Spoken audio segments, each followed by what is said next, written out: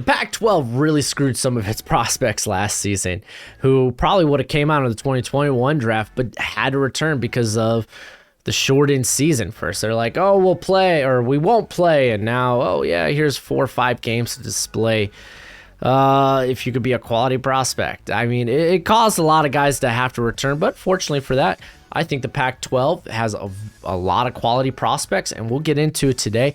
What's crack-a-lackin'? It's your boy Broshmo. Just in case you did not know, so go ahead, become a bro and subscribe. Leave that thumbs up if you enjoy the content, and as always, let me know what you think of the comment section below. Let's have that nice, sensual football discourse. Starting the list, we got Kvon Thibodeaux. No-brainer. We all knew he's going to be a top 5 prospect in this class. The guy is just an Iron Man. He doesn't come off the field. He's got a scary bend to his game. He is athletic. He is fast. He has great get off. Just ask Elijah Vera Tucker, who gave up 12 pressures to him. Elijah Vera Tucker, you should have never been playing left tackle. How can USC do that to you? I guess it is what it is. But yeah, he's easy tops. But at number 2, I got Jackson Kirkland. I think a lot more people now are talking about him. Honestly, I think Kirkland would have been a prospect that would have came out in the 2021 draft if he had the full season. But unfortunately, that wasn't the case. Last year, he moved to right tackle, and he looked pretty darn good. If he had the full season, I think this cat would have came out in the draft and been like a day 2 guy. But now he had to return, and I think he can potentially be top 20, top 15.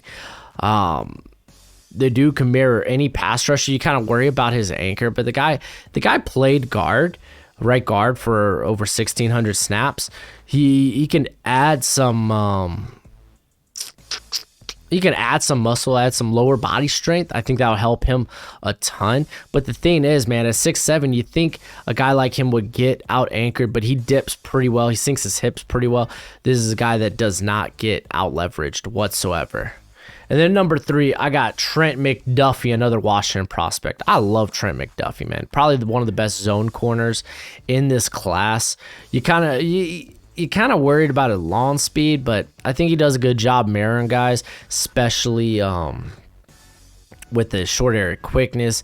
Like, he's just a very, very good athlete. That's why I think he's prime for a zone role in the NFL, a zone-heavy scheme. The guy has been a very sure tackler, which kind of only feeds into that, oh yeah, zone guy. Like I said, you worry about the lawn speed, but I don't think that really will be a big issue. I got this guy as a top 20 type of prospect, so yeah, he's a banger. Drake London coming out of USC. I love Drake London. He might not have the high-end speed, though people say this guy can run like a 4.4. I don't know about that. It doesn't look like it on field. But this guy can create after the catch. He was a forced missed tackle machine, man. 27 forced missed tackles last year. Sure hands, only 2 drops on 97 targets. He primarily played in the slot. I think that changes this year with Tyler Vaughns and Amon-Ra St. Brown gone. I think he's going to move to the outside. But this dude's so good at the catch point. He's just he's very sudden, shows good acceleration. Like his get off from the line of scrimmage is great.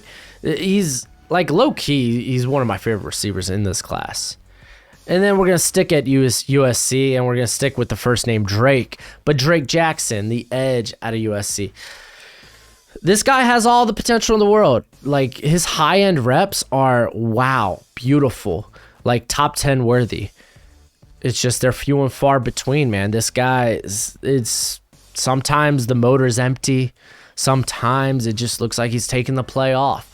I want to see more consistency when it comes to this cat's game. I like him a lot. 6'4", 255. He's got great length. He kind of probably for a majority of people projects as this wide 9, 3-4 stand-up linebacker, stand-up edge rusher in the NFL. But I think he could play along the defensive line. There's been some cases where they've thrown him to the interior. Not often, but he's hanged up pretty well. He's a good combination of power and power, explosiveness, length. Like, he has that bit. Like I said, man, his high-end reps are scary. It's just they're too few and far between. Number 6, Jermaine Lowell out of Arizona State. This cat's good, man. This cat's good. He gets great leverage. He doesn't have ideal length, but his hand placement is top tier. He's very quick. He makes sure he often makes sure he is first at the point of contact. That way he could get that great leverage. The dude was a monster. He piled up 18 pressures and 4 sacks through only 4 games last season. He has shown a lot of versatility along that defensive line. As Arizona State, they've went through multiple scheme changes already during his time there. But watch out for this cat, man. I think he's going to be a hot riser. Along with this other one, number 7, Sean Ryan out of UCLA. Now, go take a look at his tape versus Kvon Thibodeaux. Amazing. He only allowed 1 pressure on 25 true pass sets. That's quality. You could go back to their first game of the season versus, I believe it was their first game, right? UCLA versus USC. Now that I say that, I'm hesitant, not positive, unsure even. But regardless, I'll talk about the game a little bit. With Drake Jackson, like I just talked about how this guy's high-end reps, man. Like watch out. This guy, like Drake Jackson, he has some elite traits. And I think Ryan, he handled him pretty well at times. Like he showed that he could marry. He's got quick feet. He can marry guys like that if he has to. He has it's weird because it feels like his frame's very imposing at 6'5", 318. Here, we're gonna look at this right now. When did they face USC? Oh, it was actually at the tail end of the season. Interesting. I thought it was earlier in the year. Well, last year was all kind of a blur, I guess. Anyway, this dude has a chance to repeat last season off of the like 6 or 7 games they played last year. Then really watch out, man. His real hiccup only came against Arizona State. For the most part, he played everyone else extremely well, extremely good. So, again, I think watch out. This guy could sneak into the first round. Big fan. Number 8, Devin Lloyd out of Utah. He's probably the most complete linebacker in this class. While he doesn't have like the uber athleticism of like a Christian Harris or a lot of the other prospects in this class, no one's better around the line of scrimmage than Lloyd. This guy, he has explosiveness. Like he can get out to the flats to make plays in space real easy, real quick. But how he handles blocks, how he handles the offensive lineman, he's very, like how he maneuvers the offensive line, the line of scrimmage, it's just great. It's top tier. He had 27 stops, 10 tackles for loss in only 5 games last year. By no means was he, it's not like he's a liability in pass coverage, it's just he's not a playmaker. He only has 1 interception, 2 pass breakups, and that was in the 2019 season, not last year. But he's an ideal 3-down, plug-and-play type of linebacker in the NFL. Number 9, Kedon Slovis. You either love him or hate him, and I actually kind of like him a lot. Again, fourth quarter, Kirk Cousins, that was the name of the game for Slovis last season. He's one of the most accurate quarterbacks in all of college football, might be the most accurate. He doesn't have ideal arm talent. Like the arm strength isn't there. His arm's kind of a wet noodle, but doesn't really have the touch downfield. But the guy, man, he can put the money on or put the ball on the mark, even if he doesn't have that desired zip to push the ball downfield. He can still, again, put it on the mark, which he did countless times, especially guys like Tyler Vaughn. Like the dude's good, man. The dude's good. He just needs to show more consistency in the first 3 quarters.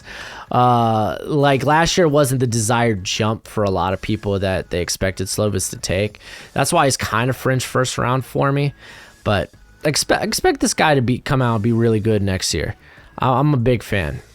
And then number 10, Donovan West out of Arizona State. we're going back to the interior. West is another guy that could be a hot riser, man. It's just the interior, the offensive interior position. It's just not. It's probably one of the least valuable. I say least valuable, least.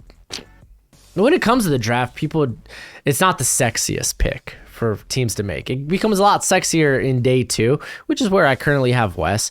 But this guy, he's moving back to center, but he's played both guard spots, and he's been extremely great, man. The guy, he does lack the length, but another dude that gets a very good leverage, man. He's very similar to his teammate, Lowell, who plays the other side of the football in that regard. He's just been very solid. You're not beating this guy's anchor. When he sinks his hips, like, good luck, fat chance. You're not going to do it. But Donovan West, probably one of the top interior guys in this class. But, yeah, that's it for the list. Go ahead, let me know what you think in the comment section below. And as always, until next time, you be easy, my friends. Later.